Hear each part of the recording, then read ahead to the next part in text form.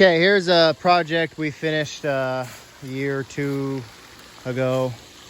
Water's doing really good. Check out these fish. Super clear. Hey, there's some more. For a body of water this big and have it clear is something to be proud of. We got Kasco aeration, bottom and the top. We got this bog that's about 10,000 gallons an hour right here. Lots of celery, rushes, things like that. I forgot what those things are. This is about a 30 by 30 bog.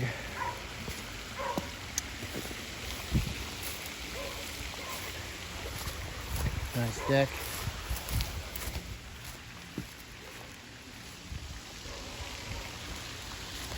Here's this ditch and waterfall we built into it. Check it out.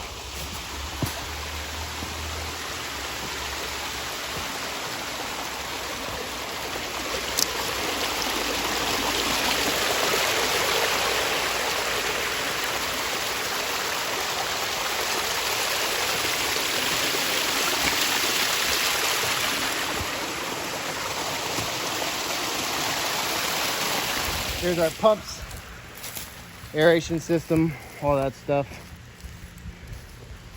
Proud of this project. It's a good job.